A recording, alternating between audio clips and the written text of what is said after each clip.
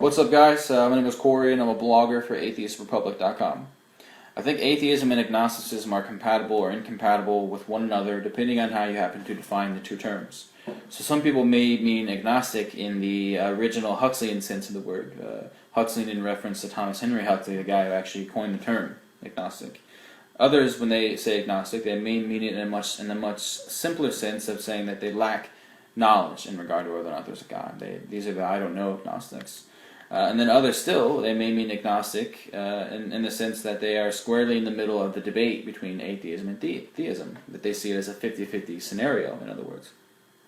Some people may use the word atheist, on the other hand, in the soft sense of the word, which is to say that they merely lack belief in a God.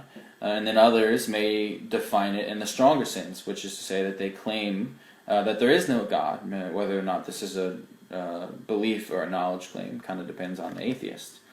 The point here is that depending on which definition you choose, you can make the terms consistent or inconsistent with one another. So soft atheism is merely a lack of belief in a God, is perfectly compatible with agnosticism as a lack of knowledge. There's no contradiction there. But if we're going to define atheism in the stronger sense of the word, then clearly, you cannot be both atheist and agnostic. And then similarly, if you're defining agnosticism as a rejection or abstaining from the whole business of atheism and theism altogether, well then again, you cannot be both atheist and agnostic. That's quite clear. Ultimately, what we must remember is that the particular label that we use to describe our views is nowhere near as important as the actual view or opinion which these labels are supposed to be representing. Personally, I really couldn't care less what you call me, be it atheist, agnostic, etc., insofar as you accurately describe what I think. Point number two is that, and this might ruffle some feathers here at AR, but I don't think atheism is simply a matter of lacking belief in a God.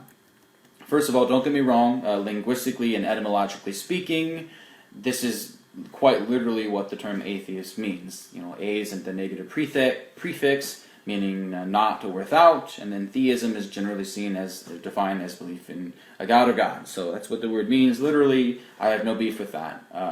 It's also clearly true that there is a difference between not believing that X exists and believing that X does not exist. So the existence of extraterrestrial life forms, for example, it's the fact that I don't believe in aliens at this moment doesn't mean necessarily that I believe there are no aliens. These are two different convictions here. So obviously the same sort of distinction therefore can be made in regard to gods, whether or not it should be made. Someone could say that the fact that I don't believe in a God does not necessarily mean that I believe there are no gods. But then, to be honest, that wouldn't really accurately describe me. For if you were to ask me point blank, do you believe that there is no God? Admittedly, I think I would have to say yes. It's not just, in other words, that I don't have belief in a God. Rather, in my honest opinion, from what I can tell, there are no gods.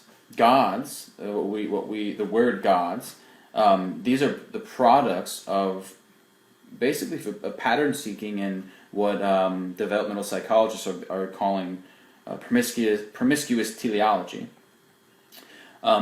The point is easier to see, perhaps, when you replace the word gods with any of the other mythical concepts of our species past, like fairies or dragons or leprechauns.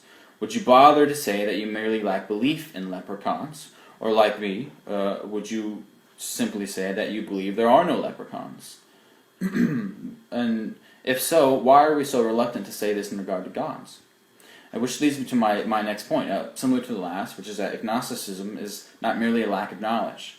Not knowing whether or not there's a God, first of all, is only half of the Huxleyan definition. The first level, perhaps, was indeed not having gnosis or knowledge, but the second was a metaphysical claim about our epistemological or epistemic limitations as human beings. In other words, about what we could actually know, our capacity to know. In other words, I don't know and you don't know either, right? So that's Huxleyan agnosticism. And secondly, to merely say that we lack knowledge, that is, that we don't know for certain if there is or is not a God, is really quite a trivial thing to say. Of course we don't know. Yes, you can certainly prove a negative sometimes, like if I lied and said that there was an elephant in my backyard.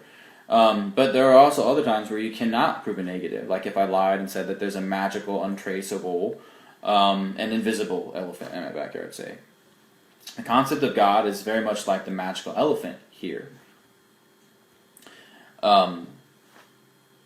They, and I mean they, first of all, just as Russell pointed out long ago, we should be just as agnostic about Odin and Thor as we are about Yahweh and Jesus, but they, the gods, they simply cannot be disproven in the normal sense of the term. They don't play by the rules of logic.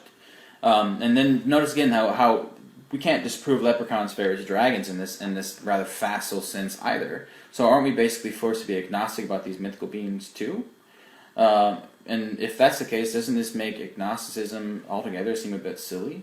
I mean, if there's no logical disproof for the existence of leprechauns, do you now suddenly feel obligated to call yourself agnostic in regard to leprechauns? I doubt it. Leading me finally to my last point. Personally, the more I dwell on this issue, I'm beginning to think that the primary factor driving me to qualify my atheism with agnosticism is that it seems to soften the impact of telling people that I'm an atheist, that I don't believe in there or any other gods.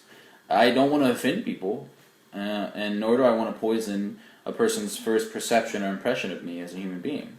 As atheists, I think we all have to admit that people don't really understand us, and this is no doubt in part our fault. We need to spend more time explaining our views in such a way that invites open-ended and productive conversation, rather than unproductive, though entertaining and open-ended debate.